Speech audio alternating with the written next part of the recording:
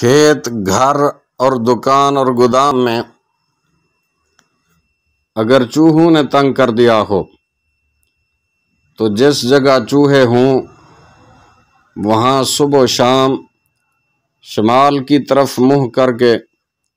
7 مرتبہ سورۃ الفاتحہ، اسی طرح 7 مرتبہ جنوب کی طرف منہ کر کے سورۃ الفاتحہ،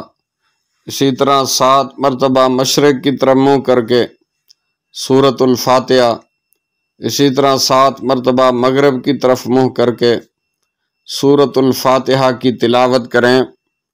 انشاءاللہ العزیز محدثین کرام نے یہ بیان کیا ہے کہ اس پاکیزہ عمل کی برکت سے وہ تمام چوہے جو آپ کو کھیت، گھر، دکان اور گودام میں پریشان کر رہے ہیں وہ اس مقام سے بھاگ جائیں گے۔